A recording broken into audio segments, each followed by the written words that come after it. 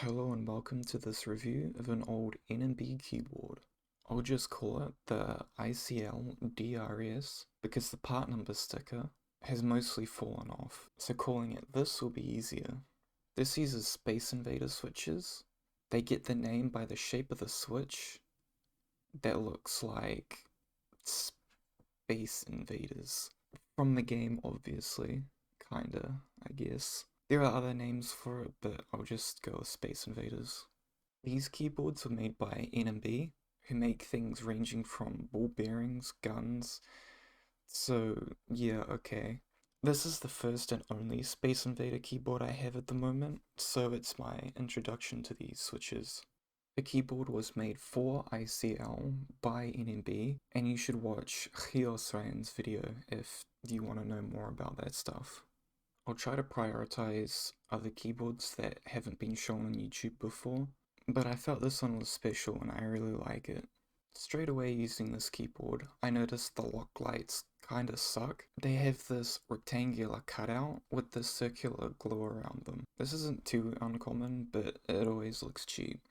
The general design of this keyboard is kinda weird, with the corners just missing. This grill looking forehead and bezels around the side of the key area also give it a very unique look. When I flip the keyboard over, even the bottom is weirdly shaped and very rounded. It's not like it looks bad, and it makes the keyboard stand out more distinct within vintage keyboards. These weird ass massive flip out feet kinda suck. The highest I feel is too high, while the smaller feet are more manageable, but neither are rubber tipped. Something that I don't think many people would notice is when you pop out both feet, the bottom one locks into place. This seems to be very intentional, and I've never noticed any other keyboard do this, which is pretty cool. I don't believe a sticker is meant to go on the back here, as I haven't seen them of other pictures I've found online. My sticker is worn off here, so I can't see the exact part number and distinguish it from others online. My keyboard seems to be an earlier model, I'm just guessing, as my serial number is 104589 and Kairos and Chios is 300456. This probably explains the different switches we have, but I'll get to that later. The PS2 cable that it uses has a long fucking coil, which I've noticed a few keyboards like this have. There's also a gutter for the cable that lets you place it where you like, but I've never felt the need to use this, as it already sticks out a bunch from the forehead anyway. The keycaps it uses are PPT die subs. As you can tell from the lack of yellowing, even the spacebar is PPT, which is kinda rare on older keyboards because of the difficulty with making them. Underneath the keycap, it looks really cool in my opinion, as not the design I've seen is meant to actually fit around the switch like this, so it's going to make them more unique. And hard to find replacements like this one. This keyboard is fairly well built. It is as creaky as two old people fucking, but that doesn't mean it's flimsy, as it has a metal plate inside, which adds a respectable weight to it. High-tech, who make the switches, use colors seemingly at random to distinguish each design from each other.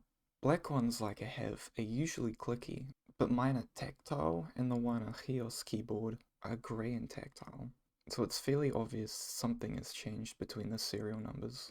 It'd be nice to directly compare the two keyboards and switches to see if there is a difference, but there probably isn't anything noticeable. I've looked around on old forums where people were trying to figure out N&B's decision with making these colors, but I gave up as there are a bunch of very slightly different details when looking at these switches, varying from wider slits, 1, 2, and no eyes, and completely different shapes like the Gundam one. Since no one has really talked about tactility being different, unless I can easily get my hands on more of these keyboards, I can't really help with distinguishing why they chose the colors that they have. On the topic of tactility, it is actually generated in the inverse of how Cherry does it. The contacts sandwich between a bar that goes down and lets the contacts move to complete the circuit by touching the top here. High-Tech have added a notch between the contact for the slider to move across, resulting in tactility. Whereas Cherry go down and has a notch on the slider that hits the contact. The tactility generated by Brown gives what I would call linear with an annoying interruption, which you can clearly see on the force graph. This might seem like it's not a big difference, but it is. With how High-Tech have designed theirs, you feel the force build up gently, and as you get about halfway down to the switch, you get the drop. This is, in my opinion, how tactile switches are meant to feel. It's not linear bump and then linear again, like how MX shit is. I can't find an image of the force curve, but to me it's something like this. You build up to the tactile event, then drop with a somewhat rounded tactile event and build up again. I think non-linearly. I only say this because the bottom out has a very subtle bounce, which just might be because it's really fucking heavy. The condition of these switches aren't new, so I get a bit of binding, but it's very mild unless I go out of my way to feel it. I would recommend you get clean and new ones of these switches, as I've just been very lucky with the condition of these. They are meant to hate any dirt and overusage like Alps. The switches get a reputation for having amazing stability and little wobble, which, yes it does, but modern cherry clone switches are honestly just as stable, so that niche they had going for them has been made slightly redundant in the last few years, with the like of Durock and others.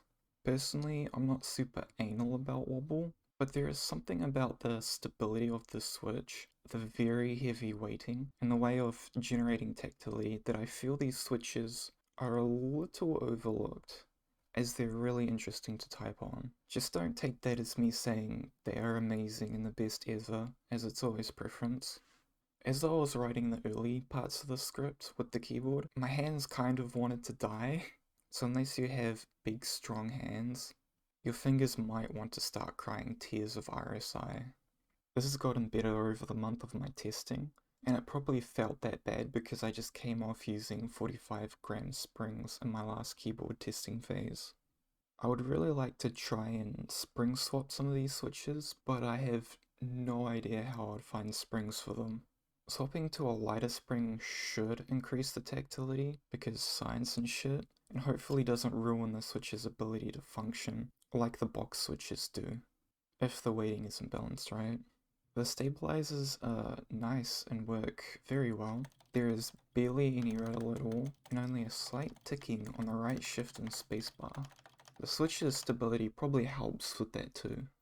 They are like a Coaster Alps design, but look a little weird as they are clipped directly under the switch housing.